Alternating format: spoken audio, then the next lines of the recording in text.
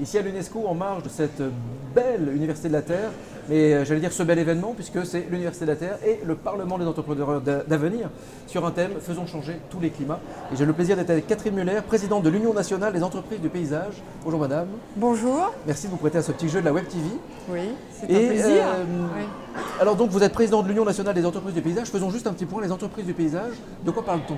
Alors on parle de 90 000 actifs, 27 000 entreprises qui travaillent toutes dans l'aménagement des espaces extérieurs, mais aussi avec des spécialisations du type élagage, reboisement ou paysagisme d'intérieur. Donc une activité extrêmement variée, avec une cible de clientèle aussi variée, puisqu'on travaille aussi bien en marché public qu'en marché privé ou évidemment pour le particulier.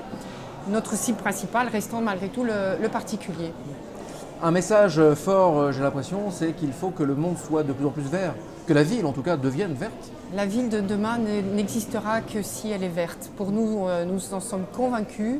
On a analysé depuis un certain temps les bienfaits du végétal dans la ville, que je peux citer sous 5 bienfaits. Ouais.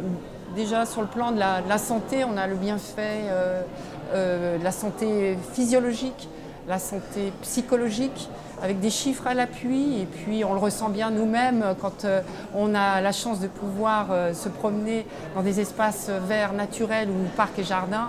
On revient systématiquement plus détendu, plus heureux, plus optimiste. Que sur une dalle de béton. Ouais. Voilà, donc je vous épargnerai les chiffres, mais on en a conscience. Malgré tout, nous avons des chiffres à l'appui pour étayer nos propos. Donc ces deux premiers bienfaits. Un bienfait aussi concernant l'écologie, puisque on parle de COP21, on parle de climat, faisons changer tous les climats.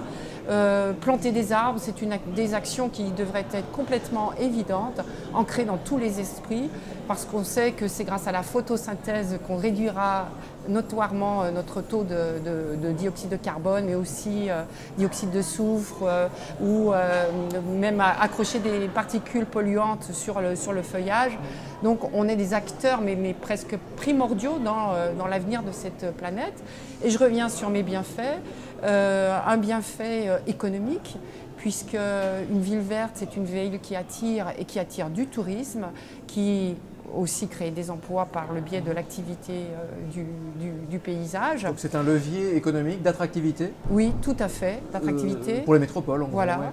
Et donc au niveau du climat et des effets négatifs de ce qui se passe aujourd'hui, nous avons la possibilité d'avoir des actions extrêmement efficaces en termes de filtration d'eau, de diminution des nuisances, vous savez, de ces quantités d'eau qui s'abattent sur nous de façon surprenante à l'heure actuelle, et ça ne fera que augmenter dans les années à venir si nous ne réagissons pas. Bref, on a tout un panel d'actions qui peuvent être des actions immédiatement corrigibles de l'évolution du climat.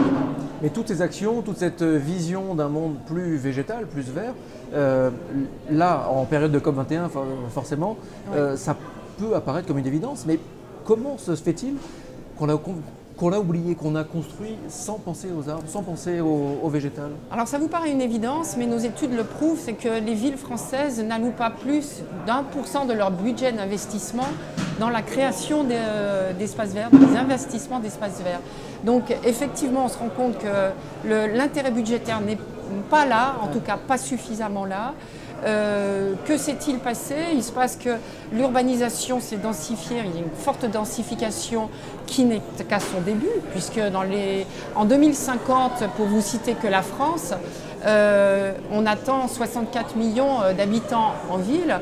Donc cette problématique de l'urbanisation est fondamentale, et on doit faire une approche écosystémique de la ville, une approche aussi holistique, et bien comprendre que les espaces verts ont une double régulation, la régulation sociale, la régulation thermique et plus urbanistique.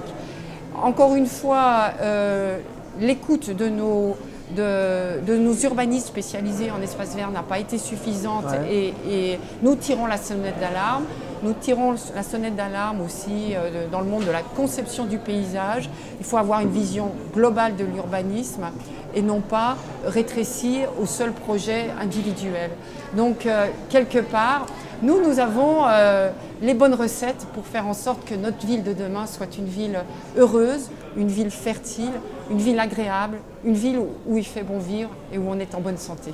Je crois que là, vous avez le mot de la fin de cette petite entretien, cette petite interview. Merci beaucoup, Catherine Muller. Merci. Et à bientôt. Ouais.